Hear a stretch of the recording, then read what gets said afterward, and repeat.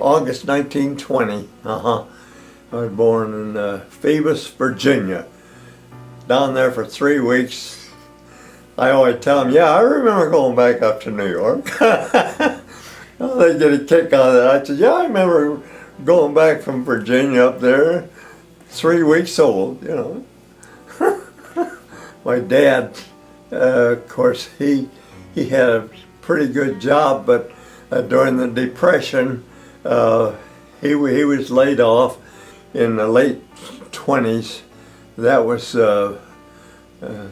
some hard times. And during the Depression, we lived on what we call on the city welfare. We had to have help from the cities for food and places like that. But growing up during the Depression was fine. I had no problem. We had what we needed, and depression time was good. It was a good experience, and I wouldn't want any more of it, but it was good. I had grade school up through the 6th grade. We had teachers, just lady teachers. I had one I called her my lady friend. she was just, they didn't have men teachers then, but they had women teachers. Naturally, I'd like to have more education, but I didn't. We couldn't afford, our family couldn't afford to send any of us to college or anything. So what did I do?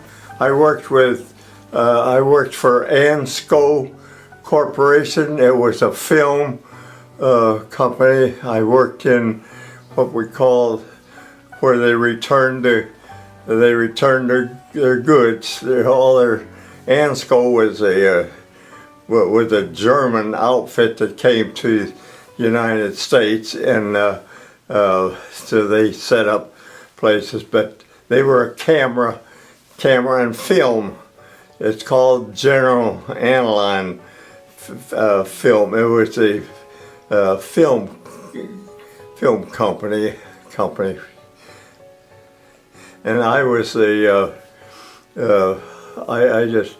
I worked in there. People would return some of their goods that they bought from Ansco, and they return them for credit or something. So I was what they worked in the returned goods department. I was drafted in February 43, I think it was, in Fort Lewis, Washington, and then I came back to round through Michigan. I came to Camp Gruber down near Muskogee, and that's where I spent for years. So down there until I got out of service. So that's where I was. That's where I met people, met friends, and was in Camp Gruber in Muskogee. I got acquainted with, while I was at Camp Gruber down around Muskogee, I got acquainted with a lady through the service department that lived in Bartlesville. I had never been to Bartlesville, and so after we corresponded while I was overseas, and when I got back, I made contact with her, and I came down here to see her and to marry her. When I got down here, she'd gone. So I never did see her, but she was, we corresponded all the time I was in service, but for some reason she flew the coop. She left. after that, then I didn't do anything till later on. I met and married another lady, and we had 37 years of marriage here till she passed away a couple of years ago. Basic training, they just taught you how to defend yourselves, and of course physically went through a lot of stuff physically to build you up. So the basic training lasted just a little while, and we had that before they sent me overseas. I was overseas a year, like I say. Sometimes they fed you out of a truck or someplace, wherever they had their kitchen set up. What unit was I assigned? I was assigned to a military police unit in the 42nd Infantry Division. It was called the Rainbow Division. They call it the Rainbow Division because they had men in there from all United States, all different. So they called it. That's why they called it the Rainbow Division. And we had rainbow arc, and so that's what we were known as, the Rainbow Division. Big ship that just we had about three or four layers of bunks, and it was just a big ship that we went over on. The food was excellent.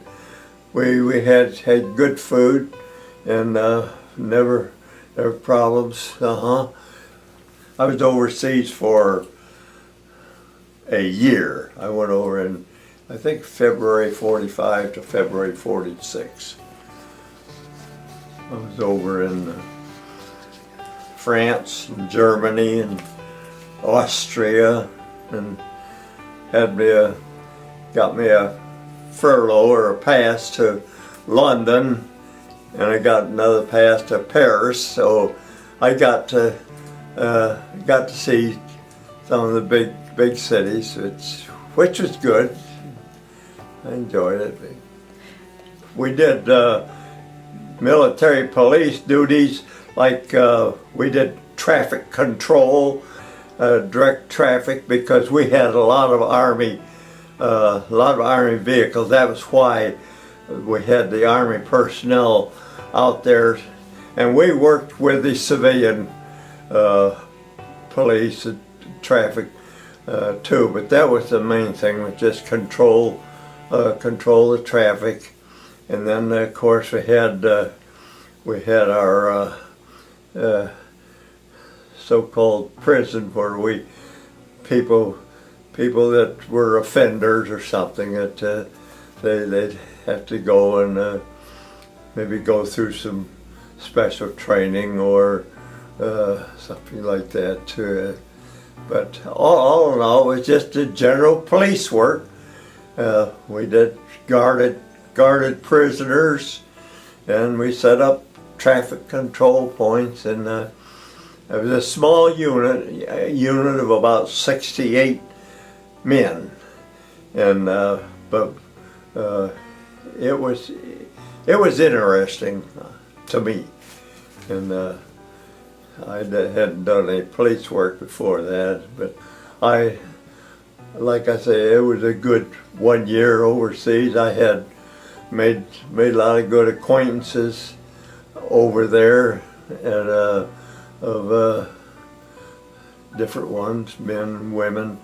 Made acquaintances, and got along real good. I had no problems. I had no problems with people. We worked with the German people, the French people.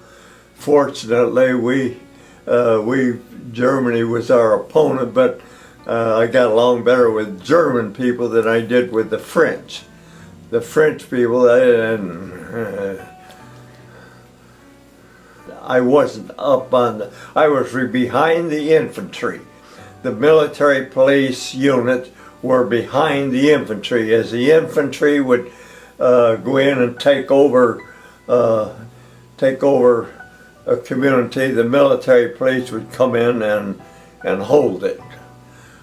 We did police work, guarded prisoners, set up traffic control points, so the protect people, and so that our people could just march through places. And we worked with the civilian police. We worked with the civilian police, and I drove a Jeep. I drove a Jeep for a while. Had a couple of, not generals, but a couple of lieutenants, a couple officers that we had to deliver, take care of their. We were at their command.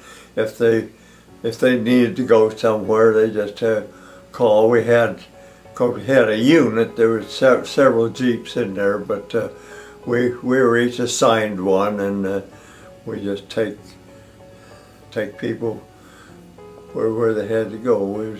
I feel they treated us. They treated us good. Yeah, they enjoyed having us there, and of course you always find some bum that didn't like you, didn't want you around. But overall, we were treated real good. And associated with them good, and didn't have to live with them, but when the war ended, where was I? I was in Salzburg, or I was up in the Bavarian Alps. When the war ended, I was up in the Bavarian Alps. That's over there, Bavaria, Germany, off up in. That's where I was stationed when the war ended. They were happy. The German and Austrian people, they were real happy to get. We got along real good with them, and they were real receptive of it, and they were glad. Of course, they were glad we were there during wartime, but they were glad. A lot of us stayed there for a little while afterwards, and their reaction to wartime, so to speak, was good. The Germans, they were another breed of fighters. They were good fighters, but we got along. We didn't get along too well with the Russian people for some reason. I don't know, but got along better with German people. And of course, wasn't in France very long. I was in France for about a month, and I went to Germany and Austria. That was a beautiful country. I liked Austria, yeah. And Salzburg, that was the capital, I think, of Salzburg. And I wanted to get down to Italy, but I didn't make it. And I had a couple of good Italian friends. We called them Dagos. They lived up in Omaha, but that's who I got acquainted with while I was in service. And but I have no regrets of my time in service or in the States or overseas or anything. Just war was over, then we returned back to the States. So I went back up to New York, where my home was, and at the time, that's where I'm trying to think. On the way over, went by the Statue of Liberty, saw the Statue of Liberty, and on the way back, came back around through the southern states, and came up to came back to Oklahoma through the southern states when I came back. but like I say, I met a lady here, so I came down here, and this is where I settled down. Got my kids down here. Have a son in Broken Arrow, and I have a daughter here in Bartlesville. And then I have two granddaughters down in